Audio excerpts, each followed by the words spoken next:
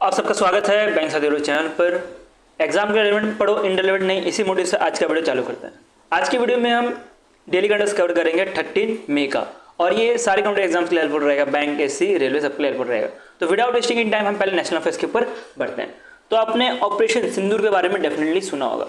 अभी जम्मू एंड कश्मीर में अटैक हुआ था पहलगाम में। वहां पे अटैक होने के बाद ये ऑपरेशन सिंदूर लॉन्च किया गया है by the Indian arm force. तो इंडियन आर्म फोर्स ने ऑपरेशन सिंदूर को लॉन्च किया है 7 मई 2025 को, जिसके अंतर्गत 9 टेररिस्ट जो कैंप्स थे पाकिस्तान और पाकिस्तान ऑक्युपाइड कश्मीर, जो कि आपको यहाँ पे दिख रहा होगा ग्रीन से, यहाँ पे जो पाकिस्तान के जो टेररिस्ट कैंप थे यहाँ पे अटैक किया गया था।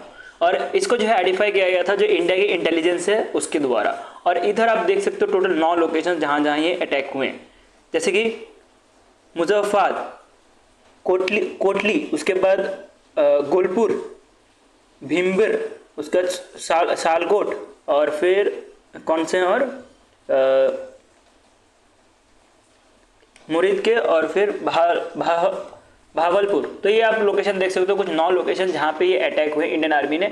और इंडियन आर्मी का ये कहना था कि इंडियन आर्मी ने कोई भी मिलिट्री, जो पाकिस्तान की मिलिट्री है, उस पर स्ट्राइक नहीं किया, बल्कि जो टेररिस्ट कैंप है वहाँ पे अटैक किया है। ठीक है, तो ये आपको 9 तरह के कैंप दिख रहे होंगे, और ये 9 कैंप्स आपको डेफिनेटली थोड़ा बहुत याद रख लेना है। बट पूछा जाना तब भी यहाँ से कम चांस है कि आपको 9 जो है टेस्ट कैंप पूछा जाए कहाँ पे अटैक हुआ है। बट एक बार आग घुमा लेना, याद कर लेना इसको भी। ठीक है, तो ऐसा बोला जा रहा है कि ये इंडिया का जो एयर स्पेस था वहाँ से अटैक किया गया, पाकिस्तान में आगे नहीं, बल्कि जो इंडिया का जो एयर स्पेस था वहाँ से अटैक किया गया है पाकिस्तान में। ठीक है, तो इंडिया के थ्रू जो है ये अटैक हुआ है। और इसमें बोला जा रहा है कि जो लश्कर-ए-तैयबा और फिर जैसे मोहम्मद है, ये सारे जो टेररिस्ट कैंप थे यहाँ पे अटैक हुआ है। इवन इनकी जो फैमिली थी वो भी मारी गई है इस अटैक में, जो कि एक तरह से टेररिस्ट है। तो टेररिस्ट को अटैक करने में इंडिया ने बहुत अच्छा काम किया कि without attacking on Pakistani military, तो इन्होंने टेररिस्ट कैंप को उड़ाया। बट पाकिस्तान क्या हो गया कि पाकिस्तान जो है ना वो टेररिस्ट की वजह से चलता है। तो इनको लगा कि भाई हमारा जो इतने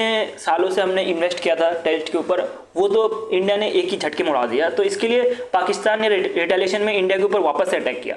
बट फिर इंडिया ने वापस से अटैक किया, और ये दोनों की वजह से, ये दोनों अटैक होने की वजह से जो सीज फायर था वो रुक गया था। ठीक है, तो सीज फायर सारा बंद हो गया था। और उसके बाद क्या हुआ था कि सीज फायर रुकने के बाद अब जाके फाइनली जो यूएस डोनाल्ड ट्रंप है, यूएस के जो प्रेसिडेंट डोनाल्ड ट्रंप, उन्होंने बोला कि हम सैक्शन लगा देंगे तुम्हारे ऊपर अगर तुम ऐसे अटैक करते रहे। तो उसके बाद जो है ये जो ऑपरेशन सिंदूर था, या तो जो पाकिस्तान की तरफ से जो रिटेलिएशन था वो रुक गया फाइनली।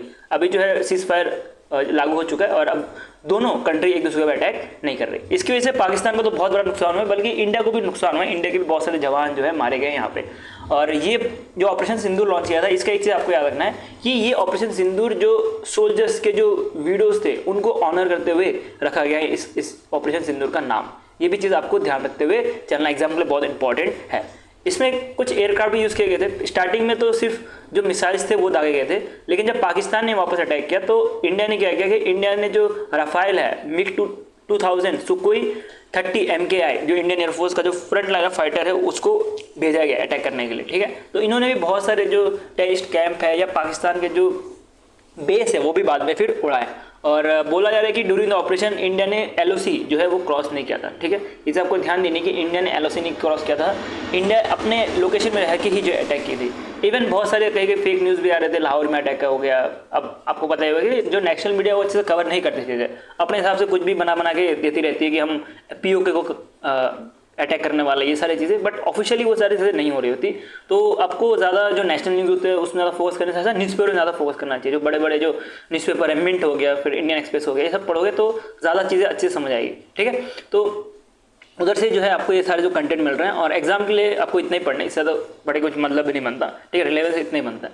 अब ये जो सीज फायर हुआ था उसके बारे में जो है 3 लोगों ने आके इसके बारे में बताया था। ठीक है, 3 नाम आपको याद रखना है। एक सोफिया कुरैशी, जो कि कर्नल इंडियन आर्मी की तरफ से आती है, ये आए थे। ठीक है, उसके साथ जो विंग कमांडर V सिंह है, ये आए थे। उसके साथ फॉरेन सेक्रेटरी विक्रम मिश्री, तो ये मिनिस्ट्री ऑफ एक्शन अफेयर्स की तरफ से आते हैं। तो ये तीनों के तीनों बैठ के हमें जो है सूचना दी गई थी। इनके ऊपर पूरी एक वीडियो आई थी जहाँ पे ये तीनों बैठ के जो हमें सूचना दी गई थी कि इंडिया ने जो है सीज फायर मतलब स्टैब्लिश कर दिया है, और अब दोनों देश अब एक दूसरे के ऊपर अटैक नहीं करेंगे। ठीक है, तो इंडिया की तरफ से ये एक पावरफुल रिस्पॉन्स था जो कि पाकिस्तान जो है टेररिज्म फैला रही होती है, उसके ऊपर इंडिया ने जो है क्रॉस बॉर्डर टेररिज्म के अंतर्गत जो है इंडिया ने फाइट लेने का सोचा। ये एक सही स्टेप था, बट कुछ जगह पे आई थिंक गलती भी होगी, बिकॉज यहाँ पे इंडिया को भी नुकसान हुआ है बहुत ज़्यादा। पाकिस्तान को तो बहुत ज़्यादा हुआ है, बट उसके अगेंस्ट में इंडिया को भी हुआ है। तो ये चीज़ कम से कम होनी चाहिए थी आई थिंक। और अगर इंडिया को अटैक करना ही था तो फुल फ्लेज अच्छे से अटैक करना चाहिए था। और अब अटैक हो भी गया था तो फिर सही किया इंडिया ने, मैं ये नहीं बोल रहा कि ख़राब किया, बट आई थिंक थोड़ा डिफेंस में भी थोड़ा सोचना चाहिए था, क्योंकि पाकिस्तान भी जो है पता नहीं था कि इतना ज़्यादा एग्रेसिवली अटैक करेगी। डेफिनेटली पाकिस्तान अटैक करती तो फिर पाकिस्तान हार ही जाती, लेकिन तब भी हमें इंडिया को भी नुकसान होता वॉर, क्योंकि दोनों कंट्री को नुकसान ही करता लास्ट में जाके। तो एक अच्छा स्टेप लास्ट में जाकर उठा देगी, सीज फायर हो गया दोनों कंट्री के बीच में। नेक्स्ट आ रहा है मिनिस्ट्री ऑफ कोल की तरफ से। तो मिनिस्ट्री ऑफ कोल ने जो है coal gasification plant development and production agreement sign किया है। ये तरह का एग्रीमेंट है जिसके अंतर्गत जो कोल माइंस है वो अलॉट किया जाता है प्राइवेट सेक्टर्स को भी। तो ये कुछ 2 एप्लीकेंट को सिलेक्ट किया गया अंडर द कैटेगरी 2। तो कैटेगरी 2 के अंतर्गत 2 एप्लीकेंट को सिलेक्ट किया गया है जो कि coal gasification financial incentive scheme के अंतर्गत आएंगे, जो कि हमारे इंडिया में जो क्लीन और सस्टेनेबल एनर्जी अल्टरनेटिव है उसको लगाने का काम करना, चालू करने का काम करेंगे। अब कैटेगरी 2 के अंतर्गत जो है प्राइवेट और PSUs रहती है वो आती है। तो आपको ये 3 जो है नाम अच्छे से याद रख लेना है। पहला नाम Jindal steel and power limited जो कि न्यू दिल्ली में है, ठीक है, इसको सिलेक्ट किया गया है एज एप्लीकेंट। दूसरा new era clean tech solution private limited जो कि मुंबई महाराष्ट्र बेस्ड है। और तीसरा आपको मिलेगा क्रेटा नहीं, ठीक है, Greta energy and metal private limited जो चेन्नई तमिलनाडु में।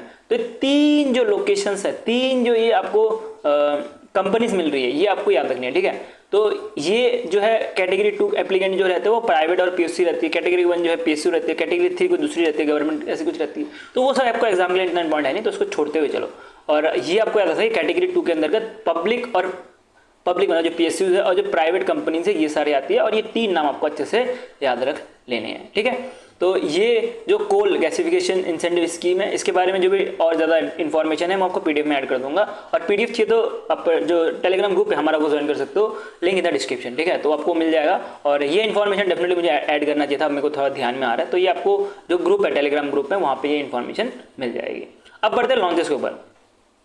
तो लॉन्चेस के ऊपर न्यूज़ आ रहा है, department for promotion and industry and internal trade ने लॉन्च किया है credit guarantee scheme for startup, और इसका जो है एक्सपेंशन किया गया है। अब क्रेडिट गारंटी स्कीम के बारे में बात करें तो ये एक तरह से क्रेडिट देने का काम करता है स्टार्टअप्स को, ठीक है, जैसे नाम से कि स्टार्टअप्स को क्रेडिट देने का काम करता है। तो इसका अभी थोड़ा कुछ एक्सपेंशन किया गया है और ये इफेक्ट होगा 8 मई 2025 से। और इसको इम्प्लीमेंट करने का काम होगा department of promotion and internal trade का, जो कि ministry of communication and industry के अंतर्गत आती है।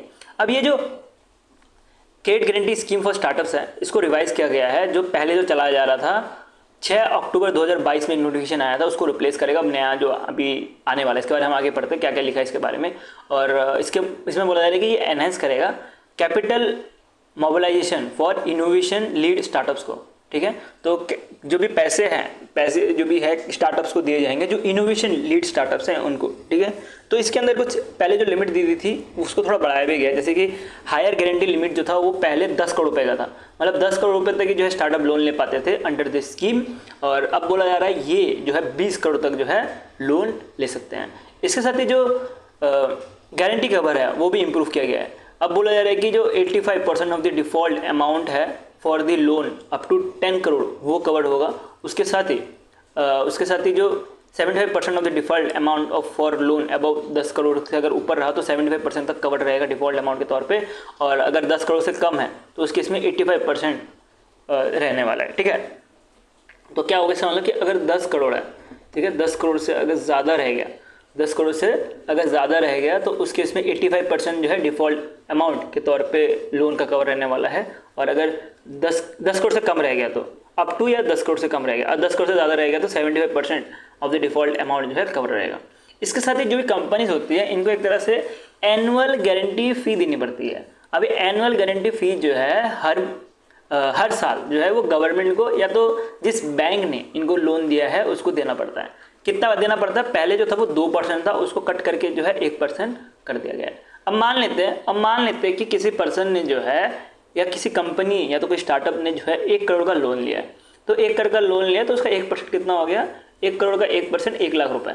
तो 1 लाख रुपए जो है वो गवर्नमेंट को हर साल देते रहना पड़ेगा जब तक ये 1 करोड़ का लोन चुका ना दे, इसके अंदर ये कहा जाता है। ठीक है, तो जो एनुअल गारंटी फी है इसके अंतर्गत बोला जाता है कि आप जब तक लोन नहीं दोगे तब तक आपको 1% जो भी स्टार्टअप्स है उनको 1% करके पर एनम करके जो है पैसे गवर्नमेंट या तो जो बैंक्स है जहां से इन्होंने पैसा उठाया है वहां पे देना पड़ेगा। अब ये जो है स्कीम बोला जा रहा है कि ये स्कीम जो है R&D मतलब रिसर्च एंड डेवलपमेंट उसके साथ इनोवेशन को जो है बूस्ट करने का काम करेगा। कैसे बूस्ट करेगा कि मैन्युफैक्चरिंग जो डोमेस्टिक मैन्युफैक्चरिंग एक्सपेरिमेंटल है वो हमारा इधर एनकरेज किया जाएगा कि ज़्यादा से ज़्यादा आए, और उसके साथ ही ये जो है रिस्क लैंडिंग जो रहती है उसको भी कम करेगा बैंक्स और NBFCs को। तो बैंक्स और NBFCs पता रहेगा कि जब लोन देती है तो सोच समझ के लोन देती है, ऐसे नहीं है कि किसी को भी लोन पकड़ा देती है। ठीक है, तो किसी को भी लोन नहीं पकड़ाती। और बात करें स्टार्टअप्स की, तो स्टार्टअप्स का कोई भरोसा नहीं होता है, आज चलेगा कल डूब जाएगा, तो इसलिए बैंक उनको लोन देने से पहले सोचती है। लेकिन अगर गवर्नमेंट के बारे में बात करें तो इस स्कीम के अंतर्गत जैसे 85% of the default amount cover रहने वाला है और 75% ऑफ द डिफॉल्ट अमाउंट जो है कवर रहने वाला है बाय द गवर्नमेंट। तो इसकी वजह से बैंक जो है अपना आगे आ सकती है और अपना जो लोन है वो जो है स्टार्टअप्स को प्रोवाइड कर सकती है। ठीक है, तो इसी की वजह से ये स्कीम लॉन्च किया गया है कि बैंक भी अपना जो लोन है वो प्रोवाइड करे किसको, जो स्टार्टअप्स हैं उनको। अब जो ये क्रेडिट गारंटी स्कीम है इसके बारे में पढ़े तो इसको 6 अक्टूबर 2022 में लॉन्च किया गया था। इसके अंतर्गत जो भी स्टार्टअप्स हैं उनको जो है क्रेडिट गारंटी दी जाएगी, और सारे स्टार्टअप्स को नहीं, जो भी DPIIT रिकॉग्नाइज स्टार्टअप्स हैं उनको। अब ये जो है लोन प्रोवाइड किया जाएगा by the scheduled commercial bank, ये बहुत इंपॉर्टेंट है, शेड्यूल्ड कमर्शियल बैंक, उसके साथ NBFCs, उसके साथ जो वेंचर डेब्ट फंड है उसके अंतर्गत किया जाएगा, जो कि अल्टरनेटिव इन्वेस्टमेंट फंड के अंतर्गत आती है। इसके बारे में आपको ऑलरेडी बहुत बार पढ़ा है, तो उसके अंतर्गत जो है आएगा। तो ये 3 जो है आपको अच्छे से याद रख लेने हैं। ठीक है, नेक्स्ट न्यूज़ में बढ़ते हैं, नेक्स्ट लॉन्च के ऊपर बढ़ते हैं। तो नेक्स्ट लॉन्च आज कनाडा गवर्नमेंट की तरफ से आ रहा है कि कनाडा गवर्नमेंट ने जो है इंडिया का पहला AI based all in one agriculture app launch किया है। अब नाम से ही काम पता लगता है, तो ये क्या है कि all in one AI app, इसके अंतर्गत जितने भी एग्रीकल्चर बेस्ड फंक्शन होने वाले हैं वो रहने वाला है और ये AI बेस्ड रहेगा।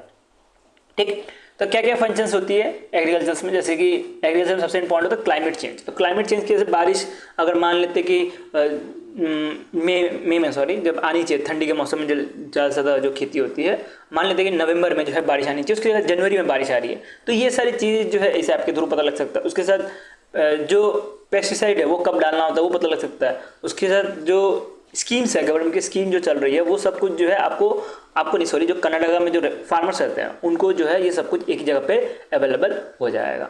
अब इसको जो है लॉन्च किया गया है, वो इंपॉर्टेंट है, इसको जो है लॉन्च किया गया है बाय SBOF एग्रोमेंट प्राइवेट लिमिटेड के द्वारा, जो कि कनाडा का बेस्ड है। ठीक है, एक्चुअली यहाँ पे कनाडा गवर्नमेंट नहीं आना चाहिए था, यहाँ पे कंपनी का नाम आना चाहिए था, ये कर्नाटक का आना चाहिए था। ठीक है, कोई बात नहीं, हम इसको चेंज कर देंगे PDF में, यहाँ पे कंपनी का नाम आना चाहिए था, कोई नहीं। तो इसको जो है इनॉग्रेट किया गया है जो कनाडा के PWD मिनिस्टर है इनके द्वारा। ठीक है, मैं PDF में आपको जो भी सही है वो कर दूंगा, कभी कभी कंटेंट बनाने में गड़बड़ हो जाती है, तो यहाँ पे आपका आना चाहिए था ये जो SBOF है उसको। ठीक है, मैं PDF में जो भी है वो चीज़ आपको इम्प्रूव कर दे दूँगा। अब इसके बारे में पढ़े क्या की हाईलाइट्स है इसके बारे में।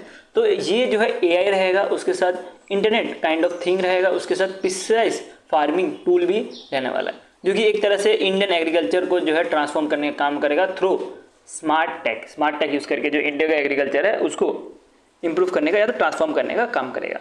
इसके साथ ही जो है 24/7 मल्टी लैंग्वेज जो है चैटबॉट भी रहने वाला है। अगर फार्मर को अपना लोकल लैंग्वेज में कुछ समझना हो तो वो भी समझ सकता है, और रियल टाइम क्रॉप एडवाइजरी भी दी जाएगी, कैसे जो है क्रॉप को डाला जाए, कब डाला जाए, वो उससे कुछ रियल टाइम क्रॉप एडवाइजरी भी रहने वाली है। इसका जो स्कीम्स हैं, सब्सिडीज़ हैं, वो सब भी जो है इसी ऐप के अंतर्गत रहने वाला है, जिसकी वजह से इसको ऑल इन वन ऐप बोला जा रहा है। सब कुछ जो है एक ही ऐप में मिलने वाला है।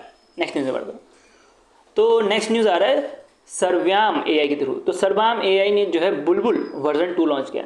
अब बुलबुल वर्जन 2 के बारे में बात करें तो ये एक तरह का टेक्स्ट टू स्पीच मॉडल है। अब टेक्स्ट टू स्पीच का मतलब क्या, आपको पता होगा, आप टेक्स्ट लिखते हो, उसके बाद उसको गूगल जो है उसको स्पीच में कन्वर्ट कर देता है। गूगल असिस्टेंट बोल बात करें तो, या गूगल ट्रांसलेट की बात करें तो वो करके देते हैं। तो ये सेम चीज़ जो है ये सर्व्याम AI ने भी लॉन्च किया, जो कि बुलबुल वर्जन 2 लॉन्च किया। अब बुलबुल वर्जन 1 भी लॉन्च किया गया था अगस्त 2024, जो कि भी आउटडेट हो गए। यहाँ इसको आप स्किप भी कर सकते हो, नहीं पढ़ोगे तब भी चलेगा। इसके अंतर्गत बोला जा रहा है कुछ 11 जो है लैंग्वेज सपोर्ट करता है, जैसे हिंदी, उड़िया, पंजाबी, उड़िया, हिंदी, मराठी, पंजाबी, उड़िया, तमिल, बंगाली, तेलुगु, कन्नड़ा, मलयालम, गुजराती और इंग्लिश। ठीक है, तो इंडिया का ये first pricing to promote wide scale adoption है। ठीक है, तो इसमें कुछ सस्ता ये रहने वाला है, जो कि बुलबुल 2 के अंतर्गत एक multi language TTS model app है। ठीक है, तो इसे आपको ध्यान से चलने, ऐसे देखा जाए तो ये लेसन बोर्ड में आता है। ठीक है, मैं पहले बता दूं इसको लेसन बोर्ड में आता है, क्योंकि ऐसे क्वेश्चन पूछे बहुत कम होते हैं। लेकिन RRB से एग्जाम के बारे में बात करें तो RRB वाले एग्जाम वाले जो है इस तरह के क्वेश्चन पूछते हैं, लेकिन SBI और IPS वाले बात करें तो उधर आपको ऐसे क्वेश्चन नहीं पूछे जाते। ठीक है, तो इसमें ज़्यादा से ज़्यादा क्या ही पढ़ना है, बुलबुल वर्जन 2 जो है वो टेक्स्ट टू स्पीच बनाने वाला मॉडल है। उसका थोड़ा बहुत लैंग्वेज जो है याद कर पाते हो तो सही है, और नहीं कर पाते हो तब भी इतना कोई इशू नहीं है। नेक्स्ट चलते हैं, सेलिब्रेशन के ऊपर बढ़ता है। तो बोला जा रहा है कि 5 मई को जो है as a trader day recognise किया गया है बाय द तमिलनाडु गवर्नमेंट। ठीक है, तो तमिलनाडु गवर्नमेंट ने बोला है कि हम 5 मई को एज ऑफिशियली हम डिक्लेयर करते हैं एज अ ट्रेडर डे का, और ये जो है डिक्लेरेशन किया गया है by Tamil Nadu CM MK Stalin के द्वारा। अब कुछ की इनिशिएटिव्स या तो की अनाउंसमेंट जो कि इस इवेंट में किए गए थे, जहाँ से क्वेश्चन पूछे जाने के चांसेस कम है, लेकिन तब भी आपको कवर कर लेना है। जैसे कि वेलफेयर असिस्टेंट देने की बात की गई है, जो भी qualified member of trader welfare board के हैं इनको पहले 3 लाख रुपए दिए जाते थे, और अब बोला जा रहा है इनको 5 लाख रुपए दिए जाएंगे। इवन जो स्मॉल बिजनेस हैं जो कि अंडर सिर्फ 500 स्क्वायर फीट के अंतर्गत आती है, उनको जो है लाइसेंस मिल जाएगा बाय दिस सेल्फ लाइसेंस, मतलब सेल्फ सर्टिफिकेट के थ्रू जो है इनको लाइसेंस मिल जाएगा। इनको इतना ज़्यादा कोई मगजमारी करने की ज़रूरत नहीं है।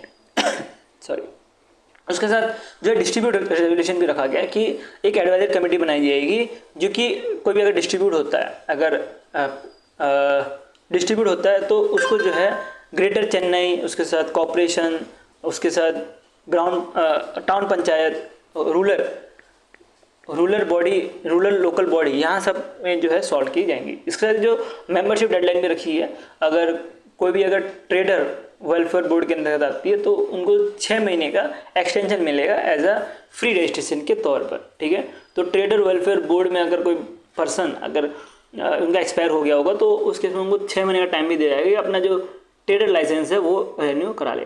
ठीक है, ट्रेडर वेलफेयर बोर्ड में जो है अपना जो ट्रेडर लाइसेंस है वो रिन्यू करवा ले। नेक्स्ट न्यूज़ बढ़ता है।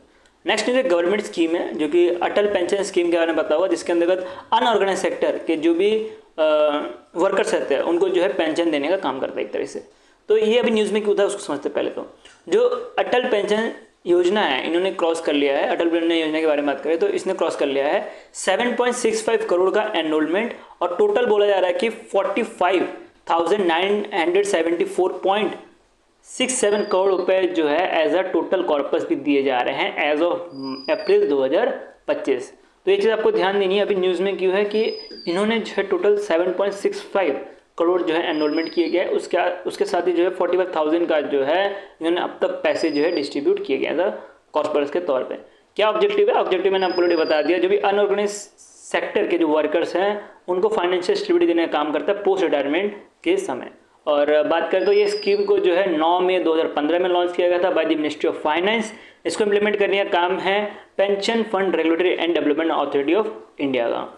अगर कंट्रीब्यूशन के बारे में बात करें तो ये 18 से लेके जो है 45 एज तक जो है कंट्रीब्यूट कर सकते हैं। इसमें जब रिटायरमेंट हो जाएगा, जो भी अनऑर्गेनाइज जो पर्सन होगा वो रिटायरमेंट हो जाएगा तो 1000 रुपये से लेके 5000 रुपये तक जो है पैसे एज अ ले सकता है। ठीक है, और ये डिपेंड करता है कितना जो है पैसा वो इन्वेस्ट करता है पर्सन, उसके हिसाब से।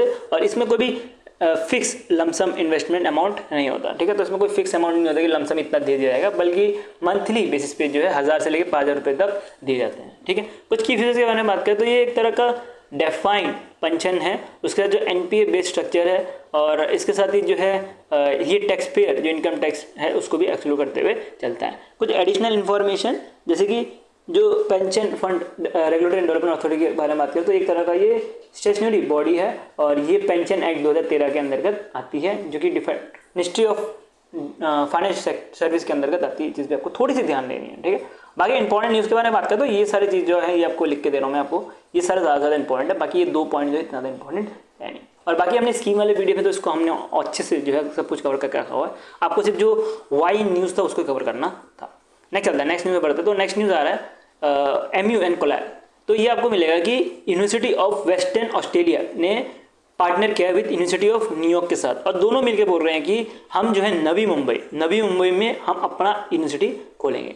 नवी मुंबई में जो एडू सिटी है वहाँ पे जो है अपना ये यूनिवर्सिटी खोलने वाली है, और इसको डेवलप करने का काम होगा इंडिया का जो city and industrial development corporation है इसके द्वारा। ये जो एग्रीमेंट मई 2025 में साइन किया गया है, और टोटल जो बोला जा रहा है कि 1500 करोड़ रुपए तक जो है लगने वाले पर कैंपस। 2 तरह के कैंपस बनेंगे, तो 1500 करोड़ रुपए जो लगेंगे पर कैंपस करके, ऐसा कुछ बोलना है अंडर दिस एग्रीमेंट।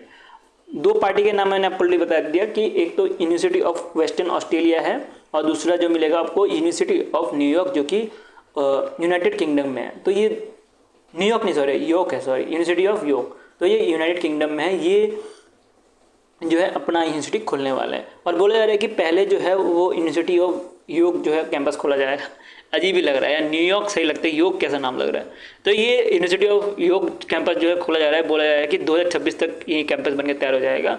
और अभी जो यूनिवर्सिटी ग्रांट कमीशन है इनका अप्रूवल आना बाकी है। इसके अंदर का जो पोस्ट ग्रेजुएशन है कंप्यूटर साइंस में ये दिए जाएंगे। उसके बाद AI, cyber security, business, economics, creative industry, ये सब के जो है कोर्सेज ऑफर किए जाएंगे। एग्जाम के लिए रेलेवेंट के बारे में बात करें तो एग्जाम के लिए आपके लिए सिर्फ इतना सही रेलेवेंट था, बाकी जो की हाईलाइट्स हैं ये सारे इतने इंपॉर्टेंट होते नहीं है, बट आपको पढ़ना जरूरी है। कहीं पूछ लिया तो, बट नहीं पूछे जाते हैं आपको ये सारी चीज़ें जो है ना, जो हमारा अल्टीमेट PDF आता है वहाँ पे ये सारी चीज़ें हट जाएंगी। जो एग्जाम रिलेवेंट कंटेंट है वही प्रोवाइड किए जाते हैं। बट अभी के टाइम पे आपके पास टाइम है, तो अभी के टाइम पे सब कुछ पढ़ते हुए चलो, और रीजन के टाइम पे जब करोगे, एक फर्स्ट टाइम रीजन करोगे तो इसको सब पढ़ के चलना, जब सेकंड टाइम रीजन करते चलोगे जो इंपॉर्टेंट चीज़ें है ना उसको भी पढ़ते हुए चलना, बाकी आप छोड़ते हुए चलते जाना।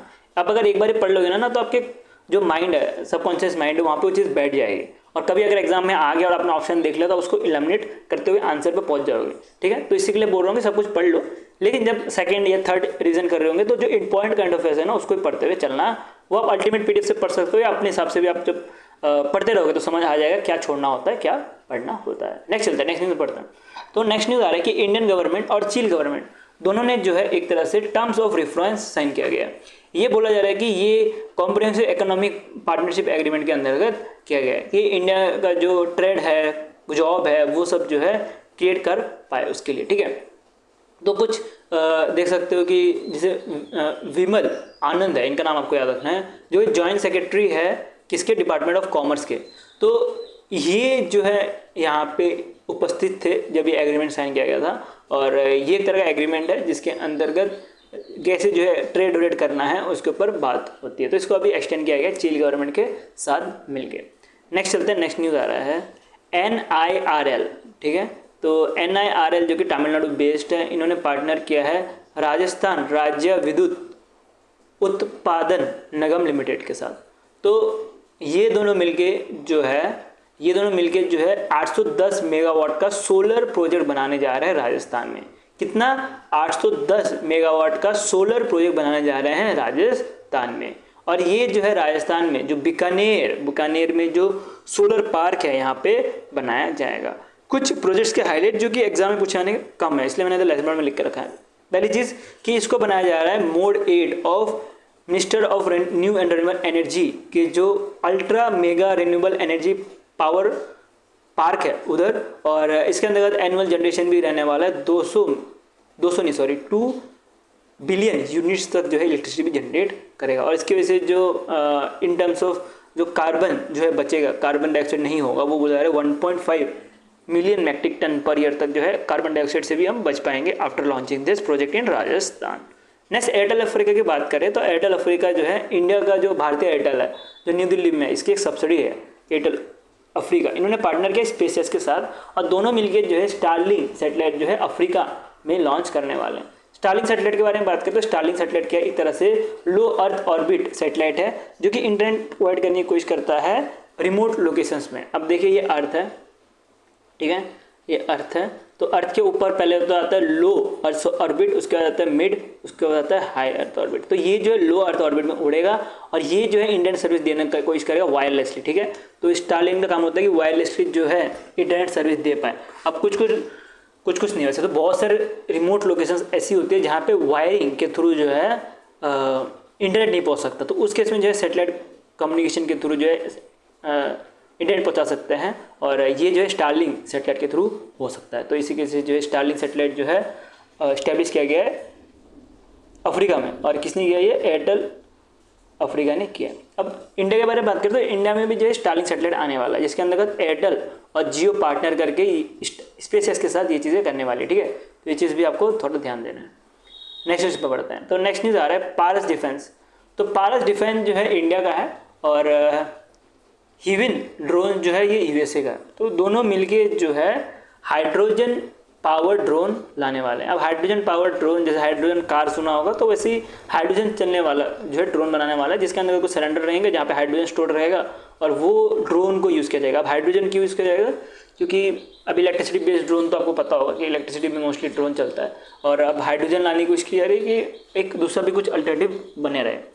तो ये जो आपको दिख रहा होगा ये हेवन ड्रोन, ये एक तरह का इजराइल बेस्ड सब्सिडी है यूएस बेस्ड हेवन का, ठीक है। तो ये इजराइल की एक कंपनी है जिन्होंने इंडिया का पहला जॉइंट वर्चरी किया है for the hydrogen power drone under the make my trip initiative, make my India initiative के अंतर्गत। बोला जा रहा है कि हाइड्रोजन पावर रहेगा, जिसकी वजह से जो एक्सटेंडेड फ्लाइट एंडोरेंस रहने वाला है, मतलब जो इलेक्ट्रिसिटी से जो ड्रोन उड़ता है उससे ज़्यादा जो है ये दूर तक रेंज इसका रहने वाला है, जो हाइड्रोजन पावर ड्रोन रहने वाला है। ये हेल्प कर सकता है लॉजिस्टिक इन रिमोट एरिया, जो मोस्टली ड्रोन का काम होता है, लॉजिस्टिक इन रिमोट एरिया, उसके साथ टेक्टिकल सर्वेलेंस दे सकते हैं, उसके बाद हाई एल्टीट्यूड मिशन की समय में जा सकता है। मतलब डिफेंस के लिए भी इस ड्रोन को जो है यूज़ किया जा सकता है। नेक्स्ट लॉन्चेस के ऊपर बढ़े तो नेक्स्ट एमयूज़ के ऊपर बढ़े तो ये आ रहा है inland water authority of India ने पार्टनर किया है रूनेस ग्रुप के साथ, जो कि जर्मनी की है। तो ये दोनों मिलके जो है इंडिया का जो इनलैंड वाटरवे है उसको बूस्ट करने का काम करेगा। अब इनलैंड वाटरवे मतलब जो इंडिया के अंदर जो है नदी बह रही है, जैसे गंगा रिवर हो गया या यमुना रिवर हो गया, तो गंगा रिवर के थ्रू हम यूपी से जो है घूम घूम के आ सकते हैं बंगाल बिहार वहाँ तक, तो इसको बोला जाता है इनलैंड वाटर, जो अंदर ही रहता है, देश के अंदर जो रहता है।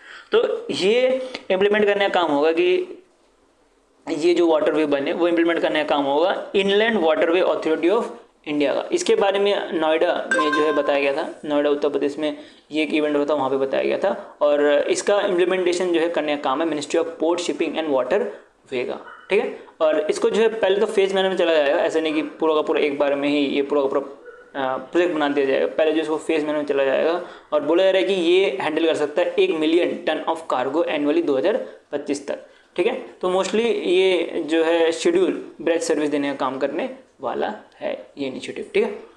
और बाकी बात करें तो अभी हमारा वेबसाइट भी तैयार हो चुका है, तो आपको मैपिंग अफेयर्स ग्रुप में आपको ये सारे PDF मिल जाएंगे। मतलब ग्रुप कुछ नहीं है, ये मैपिंग अफेयर्स जो वेबसाइट है यहाँ से आपको टेलीग्राम ग्रुप में पहुँचा दिया जाएगा, और आपको इधर जो पेड ग्रुप है उसको ज्वाइन करने के लिए भी इन्फॉर्मेशन मिल जाएगी।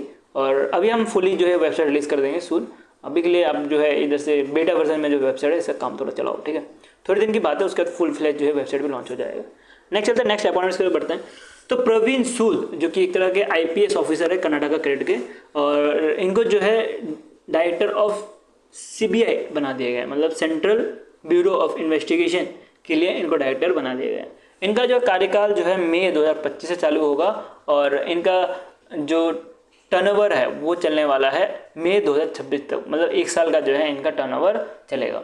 और इनके बारे में बात करें तो इनका जो अपॉइंटमेंट किया गया था वो अपॉइंटमेंट कमेटी ऑफ कैबिनेट के द्वारा किया था, जिसको PM ऑफ इंडिया जो है खुद लीड करते हैं, मतलब प्राइम मिनिस्टर नरेंद्र मोदी जी इसको लीड करते हैं। तो इसके बारे में रिकमेंडेशन जो दी गई थी, पहले तो रिकमेंडेशन दी जाती है, उसके बाद जो है सिलेक्शन होती है। तो सिलेक्शन करने का काम तो इस कमेटी का है, बट रिकमेंडेशन जो दी थी वो प्राइम मिनिस्टर मोदी जो खुद चेयर कर रहे थे वो थे। उसके साथ जो जस्टिस संजीव खान्ना जी हैं जो कि सुप्रीम कोर्ट के जज है वो थे, उसके साथ जो राहुल गांधी है ये भी थे। तो इसके जो CBI का जो सिलेक्शन होता है उसके अंतर्गत जो PM ऑफ इंडिया है ये रहना पड़ता है, PM ऑफ इंडिया तो रहती है, उसके जो अपोजिशन लीडर है वो रहते हैं, उसके साथ जो सुप्रीम कोर्ट के जज है ये भी रहते हैं। तो ये तीनों ने मिलकर नोटिफिकेशन दी थी, और अब इनका फाइनली अपॉइंटमेंट हो गया हुआ है। नेक्स्ट न्यूज़ में बढ़ते हैं। तो नेक्स्ट न्यूज़ आ रहा है KC वेणुगोपाल। KC वेणुगोपाल के बारे में बात करें तो इंडियन कांग्रेस की तरफ से आते हैं, ये इंडियन कांग्रेस की तरफ से आते हैं, और इंडियन नेशनल कांग्रेस की तरफ से आते हैं, और इनको जो है चेयरपर्सन बनाया है पब्लिक अकाउंट कमेटी का। अब पब्लिक अकाउंट कमेटी के बारे में बात करें तो पब्लिक अकाउंट कमेटी के लिए जो बनाया गया है, इनको ये जो पोस्ट संभाला दिया गया है, ये दिया गया है जो लोकसभा के स्पीकर ओम बिरला है इनके द्वारा। इनका टर्नओवर अभी तो मई 2025 में चालू होगा और ख़त्म होगा अप्रैल 2026 तक, ठीक है। स्टार्ट तो मई 2025 में होगा लेकिन ख़त्म होगा अप्रैल 2026 तक।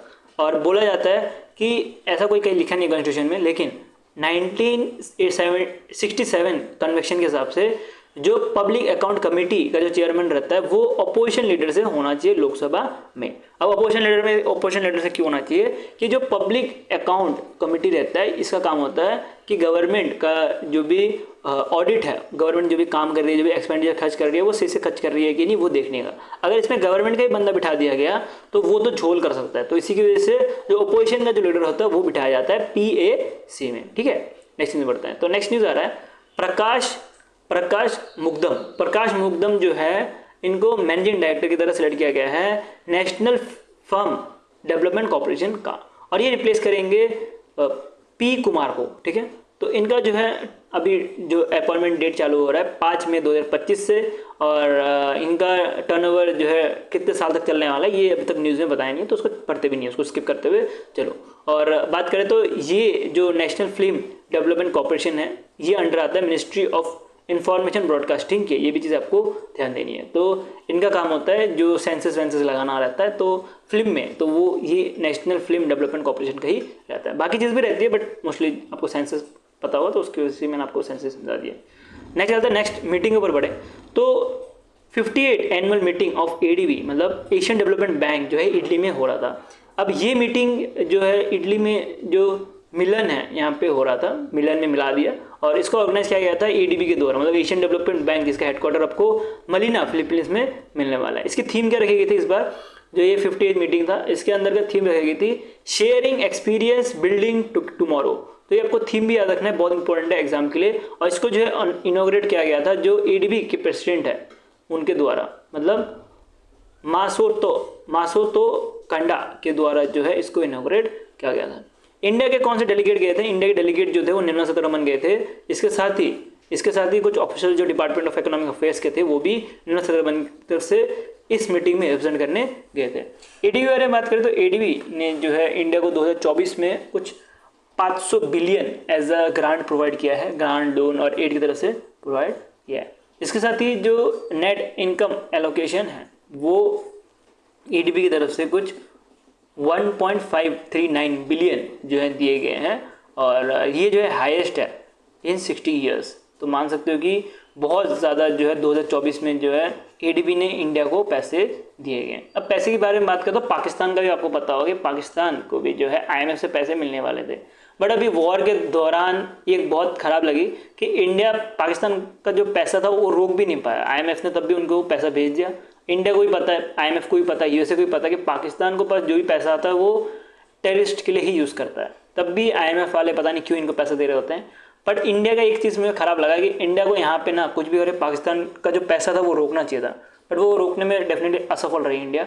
और ये मतलब ख़राब लगता है यार, पाकिस्तान का पता ही है कि पाकिस्तान सब पूरी कंट्री को पता है पाकिस्तान क्या करता है, लेकिन तब भी फंडिंग भी पाकिस्तान की जाती है। आई थिंक ये USA जो वेस्टर्न कंट्री है इनका एक चाल होता है कि इंडिया पे ऊपर दबाव डालो, तभी जैसे कि यूक्रेन वॉर में बात करें तो यूक्रेन वॉर में इन्होंने पूरा सपोर्ट किया यूक्रेन का रशिया को अगेंस्ट में जाके, तो वैसे ही इंडिया को भी थोड़ा मतलब परेशान करने के लिए यही खुद ही फंडिंग करते हैं और फिर खुद ही जो है ये अटैक भी करवाते हैं। ठीक है, मैं ये नहीं बोल रहा कि डायरेक्टली अटैक कराते, बट इनडायरेक्टली कुछ ना कुछ तो लगता है कि भाई जो वेस्टर्न कंट्री है ना ये नहीं चाहती कि जो एशियन कंट्री है वो शांत बैठे, तो इसी वजह से ये कुछ ना कुछ ऐसे पैसे दे के जो है काम करवाती रहती है। चलो हम ऑफ टॉपिक नहीं जाते हैं, हम अपने टॉपिक में आते हैं। तो जो 62 executive committee meeting of national mission of for clean Ganga, जिसके अंतर्गत जो गंगा को क्लीन करने की बात की जाती है, तो इसके अंतर्गत जो अभी 62 मीटिंग था इसको चेयर कर रहे थे राजीव कुमार जी। तो राजीव कुमार मित्तल इसको चेयर कर रहे थे और ये जो मीटिंग हो रही थी ये न्यू दिल्ली में हो रही थी। ठीक है, तो राजीव मित्तल के बारे में बात करें तो राजीव मित्तल जो है डायरेक्टर जनरल है national mission for clean Ganga की, और इसके अंतर्गत जो भी गंगा है उसको साफ रखने की बात करते हैं। तो अभी के टाइम पे कुछ की अप्रूवल प्रोजेक्ट्स लिए गए हैं इस मीटिंग में, कौन कौन से, जैसे कि wetland conservation project. Wetland conservation project एक बिहार में एक प्रोजेक्ट है वेटलैंड का, नथमलपुर बगद वेटलैंड, जिसके अंदर बोला जा रहा है कि कुछ 3.51 करोड़ रुपए का जो है कॉस्ट लगने वाला है, और ये जो है 5th वेटलैंड बनने वाला है under the Namami Ganga programme के अंतर्गत। ठीक है, तो इस प्रोग्राम के अंतर्गत जो है क्लीन गंगा उसका वेटलैंड को जो है बिल्ड करने की बात की जाती है। नेक्स्ट जो है वो आएगा, आपको मिलेगा वाटर सेंसिटिव सिटी इनिशिएटिव भी ली गई है, जिसके अंतर्गत जो भी सिटीज़ है जो कि वाटर सेंसिटिव है उसके लिए कुछ पैसे खर्च किए जा रहे हैं, और ये सिटीज़ आपको जो गंगा के जो बेसन सिटीज़ है उसमें से मिलने वाली है। तो इसके अंदर बोला जा रहा है कि 35.50 लाख रुपए जो है फंडिंग भी की जाएगी इस सिटीज़ को बनाने के लिए, वाटर सेंसिटिव सिटीज़ को बनाने के लिए। नेक्स्ट न्यूज़ बढ़ता है, तो नेक्स्ट न्यूज़ डेटा के ऊपर आ रहा है, और इसमें पूरा का पूरा आपको डेटा ही याद करना है। ठीक है, इसमें कुछ कर नहीं सकते, इसको आपको याद ही करना पड़ेगा। पहला तो मिलेगा आपको इंडिया टॉप टेक्सटाइल एक्सपोर्टर 2025, तो इसमें आपको तमिलनाडु टॉप में मिलने वाली है। उसके बाद जो है आपको गुजरात मिलेगी, और 3rd नंबर पे जो है महाराष्ट्र मिलने वाली है। अगर एक्सपोर्ट के बारे में बात करें तो टॉप एक्सपोर्ट जो है इंडिया ने फाइनेंशियल ईयर 2025 में जो है रेडीमेड गारमेंट किया है, उसके बाद कॉटन प्रोडक्ट किया है, उसके बाद मैनमेड प्रोडक्ट किया है। अब वैल्यू तो आपको खुद ही याद करनी पड़ेगी, यहाँ पे मैं रिपीट करूँगा मतलब बनता नहीं है। ठीक है, वीडियो को पॉज करके पढ़ लो, या तो पीडीएफ जो दिया कर रखा है टेलीग्राम में आप वहाँ से पढ़ लो। कितना है 15.90 का जो है बिलियन जो है सबसे ज़्यादा जो है गारमेंट जो है एक्सपोर्ट किया गया बाय दी इंडिया। नेक्स्ट जो डेटा आरबीआई की तरफ से आ रही है, India record export in financial year 2025, तो ये मार्च का डेटा है, और ये फाइनेंशियल ईयर 2025 और 24 को कंपेयर करते हुए निकाला गया है।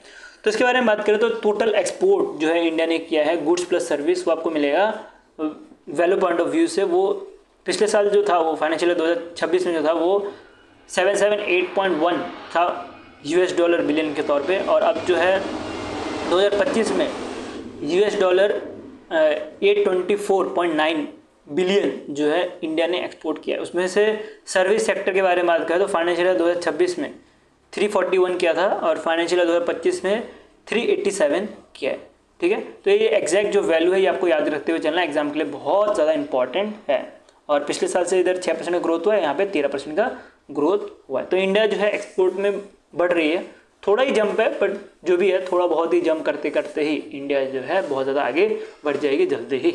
नेक्स्ट जो रिपोर्ट आ रहा है वो SBI की तरफ से आ रहा है, SBI का रिटेल इन्फ्लेशन का रिपोर्ट। तो रिटेल इन्फ्लेशन का बोला जा रहा है कि SBI का जो कंज्यूमर प्राइस इंडेक्स इन्फ्लेशन है वो फॉल कर, SBI का नहीं सॉरी इंडिया का जो है कंज्यूमर प्राइस इन्फ्लेशन जो है वो फॉल कर जाएगा below 3% in the Q1 of financial year 2026। इसका मतलब अप्रैल से लेकर जून 2025 तक जो CPI रहने वाला है वो बोला जा रहा है कि 3% से भी कम हो जाएगा। मार्च 2025 के बारे में बात करें तो इस समय जो CPI था वो 3.34% था, और ये जो है 67 मंथ लो था। ये चीज़ आपको याद रखनी है कि 67 मंथ लो था, और अब बोला जा रहा है कि CPI और भी ज़्यादा गिरने वाला है। ठीक है, और कुछ अदर हाइलाइट्स जो कि लेसन बोर्ड में आते हैं, जैसे कि कोर इन्फ्लेशन ट्रेंड देखें तो अगस्त 2024 में जो है 3.28% था, और अब अगर बात करें तो अब के बारे में बात करें तो इसमें फाइनेंशियल ईयर नहीं सॉरी फरवरी से लेकर मार्च 2025 तक 4.1 है, जो कि 15 मंथ हाई है। तो कोर इन्फ्लेशन जो है वो तो बढ़ रहा है। कोर इन्फ्लेशन के अंतर्गत जो गोल्ड है ये सारी चीज़ें नहीं आती, लेकिन जो CPI है वो जो है इंडिया का कम होते जा रहा है, कंज्यूमर प्राइस इंडेक्स कम होते हुए जा रहा है। ठीक है, तो CPI कम होगा तो इन्फ्लेशन भी जो है वो कम होते हुए जा रहा है, मतलब इंडिया में जो खर्चा है वो भी कम होते जाएगा। अब इन्फ्लेशन के बारे में बात करें तो इन्फ्लेशन कितना रखने बोलता है RBI 4 ± 2, मतलब 2 से लेकर 6 तक रह सकता है। तो आप देख सकते हो कि इन्फ्लेशन 3 में आ चुका है, बहुत ज़्यादा कम हो चुका है।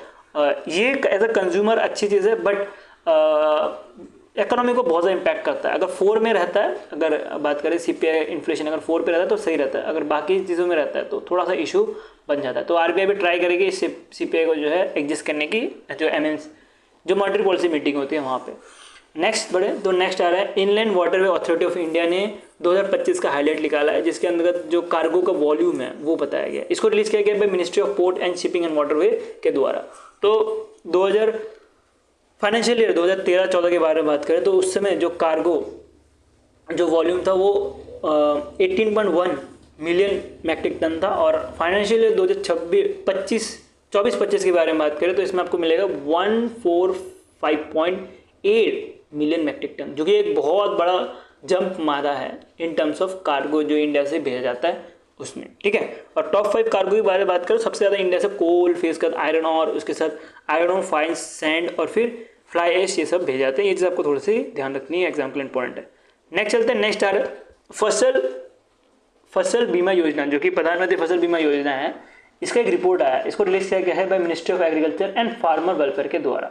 और बोला जा रहा है ये जो है डेटा जो है रिप्रेजेंट किया गया था लोकसभा में, जहाँ पे जो क्रॉप इंश्योरेंस स्कीम है, जैसे कि प्रधानमंत्री फसल बीमा योजना, उसके साथ restructure weather based crop insurance scheme settlement, ये सब का जो भी डेटा है ये प्रोवाइड किया गया है। बोला जा रहा है कि फसल बीमा के अंतर्गत टोटल 1,34,353 करोड़ रुपए जो है डिस्ट्रीब्यूट किए गए हैं। उसमें से टोटल जो सेटलमेंट किए गए उसमें से 1,38,401 करोड़ रुपए जो है टोटल क्लेम किए गए हैं। मतलब इतने क्लेम किए गए हैं, उसमें से 97% जो है सेटलमेंट हो चुके हैं। अब कुछ स्टेट जिसके पास जो है 100% सेटलमेंट है, जैसे गोवा, छत्तीसगढ़, तेलंगाना, तमिलनाडु, ये आपको जितने भी स्टेट्स बता रहा हूँ ये आपको एग्जैक्ट याद रखनी है। सबसे ज़्यादा पेंडिंग क्लेम कहाँ पे हैं, ये भी चीज़ आपको ध्यान देनी है। टॉप 3 में आपको आंध्र प्रदेश मिलेगी, फिर महाराष्ट्र मिलेगी, फिर राजस्थान मिलेगी। ये जो वैल्यूज़ है ना, ये वैल्यूज़ याद कर पाते तो ठीक है, याद नहीं कर पाते तब भी इतना कोई इशू नहीं है। आपको जो स्टेट्स है ना, रैंकिंग हो ज़्यादा याद करते हुए चलना है। सबसे लोअर सेटलमेंट रेशियो के बारे में बात करें तो आपको आसाम मिलेगा, फिर त्रिपुरा, फिर अंडोबर एंड निकोबार आइलैंड, और फिर आंध्र प्रदेश, फिर सिक्किम, ये सारी चीज़ें मिलने वाली है। हाईएस्ट क्लेम के बारे में बात करें, टॉप 3 स्टेट्स, वो आपको महाराष्ट्र, राजस्थान और उसके बाद मध्य प्रदेश मिलने वाला है। और highest top state claim paid के बारे में बात करें तो वो आपको मिलेगा महाराष्ट्र, MP और राजस्थान, ठीक है। और लोएस्ट क्लेम पेड के बारे में बात करें तो आपको गोवा, अंडोबर निकोबार, सिक्किम, ये सारे मिलने वाले, मणिपुर, ये सारे मिलने वाले। तो ये सारा जो भी चीज़ें हैं, ये सिर्फ चीज़ें तो आपको खुद पढ़ना पड़ेगा। यहाँ पे मैं कुछ आपको एक्स्ट्रा कुछ समझा के कुछ करने नहीं वाला हूँ। तो वीडियो को पॉज करके या तो आप पढ़ लो, स्क्रीनशॉट ले लो, या तो सीधे आप PDF डाउनलोड कर लो इस लिंक में जाके, ठीक है। तो इस लिंक में आपको सारा का सारा PDF मिल जाएगा, और ये लिंक आपको डिस्क्रिप्शन में दे दी जाएगी, आप वहाँ से जाके जो है PDF डाउनलोड कर सकते हो। वीडियो अच्छा लगा तो लाइक कर देना, ऐसी ही कंटेंट देखते रहना सब्सक्राइब चैनल, और वीडियो को शेयर कर दो अपने दोस्तों के साथ। वीडियो अभी के लिए मैं रखते हैं। Thank you watching for this video.